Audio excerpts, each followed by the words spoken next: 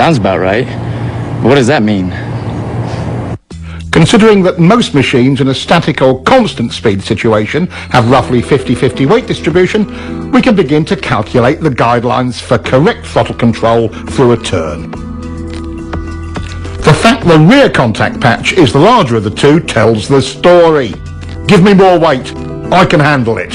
So, once in the corner, our task is to shift 10 to 20% more load to the rear to give it its fair share of load.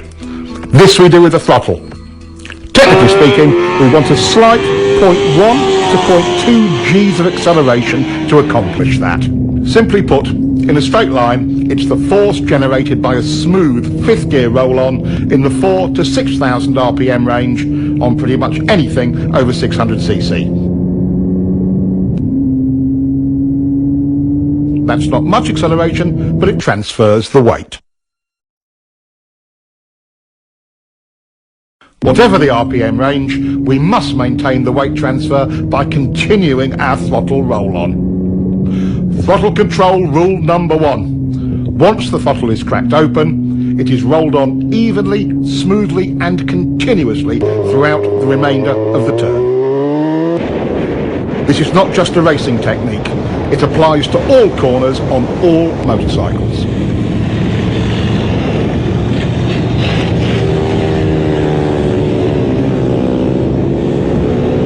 Once the correct transfer of weight is achieved using the throttle, any big changes in that weight distribution will reduce available traction, which is especially important in poor traction conditions.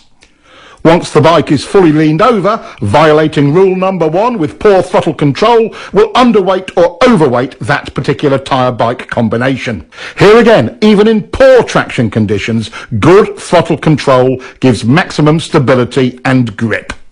Slides aren't the only negative result from rolling the throttle on and off.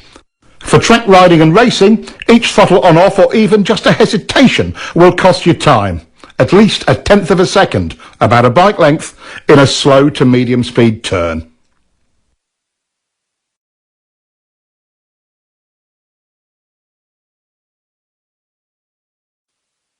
In higher speed turns, the same throttle error will cost you even more. The effects of wind drag are substantial at higher speeds.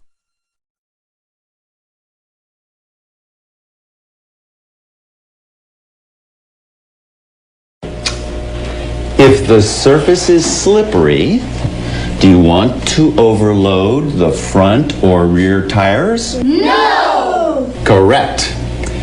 If you're rough or inconsistent with your throttle control, will it reduce traction? Yes! Exactly. If you have good throttle control, will the weight be distributed properly on both the front and rear tire? Yes! Exactly. Now, what is throttle control rule number 1? Once the throttle is cracked open, it is rolled on evenly, smoothly, and constantly throughout the remainder of the turn. Good. Now, repeat that to yourself 1,000 times. Once the throttle is cracked open, it is rolled on. This rider is late on the gas and gets very hard sudden acceleration out of the turn. This rider is trying for good throttle control and has nice clean roll-on, not the same fierce acceleration as the first guy. But what is the actual result in exit speed? Let's look at the radar. A huge difference. There are two circumstances under which you may violate throttle control rule number 1. Let's take the point where you are bringing the bike up for the drive out of the corner as the first one. As the bike is brought up towards vertical, we can be more aggressive with the throttle. At some point, you can pin it. Coordinating your throttle roll-on with bringing up the bike is how to maximize your drive off of any corner on any size bike.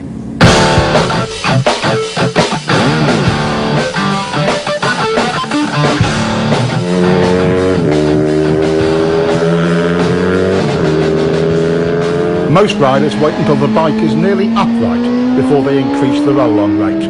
The skill of it is in accurate timing of the pick-up and roll-on. What difference does it make? Quite a lot. The second exception to throttle control rule number 1 is traction control. Riders can be far more aggressive with mid-corner and exit throttle. Double apex turns are the other exception to the throttle control rule. Since you're actually dealing with 2 turns, it's okay to roll off or stop the roll-on between the 2.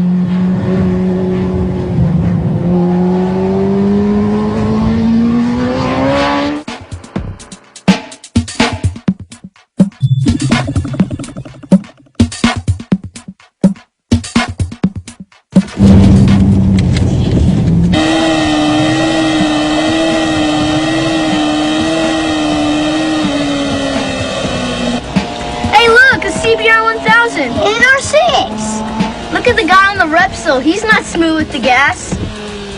I bet his wrist hurt.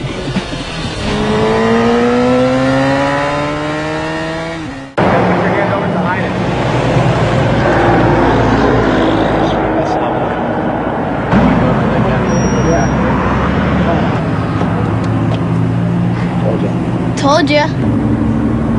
What are you looking at, kid? Your tires. What do you kids know about riding?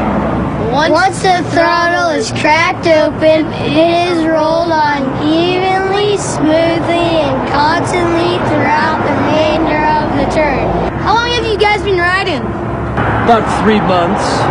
Have you guys ever been at a riding school? No, but we got this book this guy gave us. Yeah, just keep reading it. Come on, boys. It's time to go.